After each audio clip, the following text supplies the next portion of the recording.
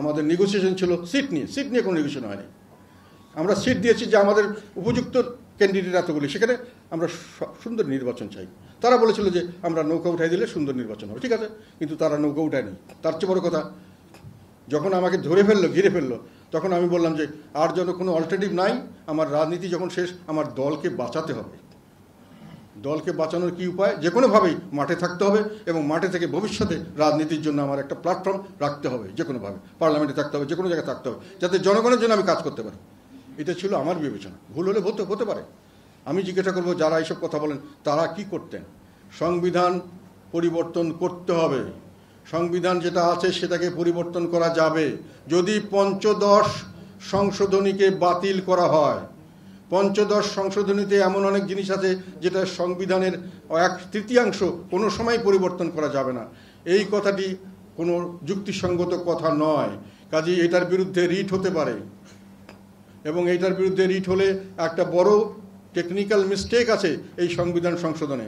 সেটা আমি আইনজ্ঞ না, তবে বলছি, সেটা হলো যে তখন নিয়ম ছিল সংবিধান সংশোধন করার পরে এটাকে গণভোটে দিতে হবে। সেই গণভোটে আওয়ামী লীগ সরকার এটাকে দেয়নি, ফলে টেকনিক্যাল একটা মিস্টেক আছে। এটা যদি কেউ রিট করে, আমার ধারণা হয়তো মহামান্য বিজ্ঞ আদালত এটাকে মঞ্জুর করবেন। তাহলে যদি পঞ্চদশ সংশোধনী বাতিল হয় তাহলে অনেক কিছু পরিষ্কার হয়ে যাবে। তারপরে সেই সংশোধনে সেই সংবিধানে আপনারা যে কোনো ধরনের সংশোধনী যোগ করতে পারবেন এবং সত্যিকার অর্থে একটা গণমুখী এবং এককেন্দ্রিক পাওয়ার থেকে আমরা পাওয়ারটাকে জবাবদিহিতামূলক পাওয়ার ক্ষমতা বন্টন, এই ধরনের একটি সিস্টেম আমরা ইভলভ করতে পারবো। এটার সমস্যার কোনো বিরাট কোনো সমস্যা হবে না।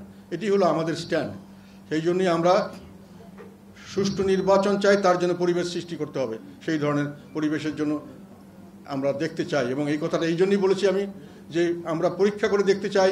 আগে আপনি লোকাল গভর্নমেন্ট ইলেকশনগুলো দেন, সেখানে দলীয়করণের প্রভাব কতটুকু হয় এটা দেখার পরেই আমরা সিদ্ধান্ত নিব যে সামনের দিকে আমরা নির্বাচনটা সুষ্ঠু হবে কিনা। আমাদের যখন ক্যান্ডিডেটরা যাবে তাদেরকে ঘরের থেকে বেরোতে দিবে কিনা, সেন্টারে মেরে বের করে দিবে কিনা, বা ডিসি সাহেবরা নিজেই একটা করে এক দলের পক্ষে সরাসরি রিপোর্ট দেবে কিনা, এটা তো আমাদের দেখতে হবে, জানতে হবে, বুঝতে হবে। ফলে ওই জিনিসগুলি আমরা নিশ্চিত হতে চাই। আর জানতে চাই যে এর পরবর্তীকালে যেই ক্ষমতা আসুক উনি যেন দানব না হয়, এই বিষয়টিকে আপনারা কিভাবে বিবেচনা করবেন সেটা আমাদের দেখতে হবে। তো আমরা এই জন্যই আমাদের বর্তমান অন্তর্বর্তীকালীন সরকারের প্রতি আমরা পূর্ণ সমর্থন দিয়েছি। জনগণের প্রত্যাশা পূরণে তারা এগিয়ে এসছেন। ব্যক্তিগতভাবে আমরা তাদেরকে বিশ্বাস করি, তাদের উপরে আমাদের আস্থা আছে। তারা উপযুক্ত ব্যক্তি এবং তারা দুর্নীতিমুক্ত, তারা লোভ লালসা মুক্ত, এটা আমরা বিশ্বাস করি।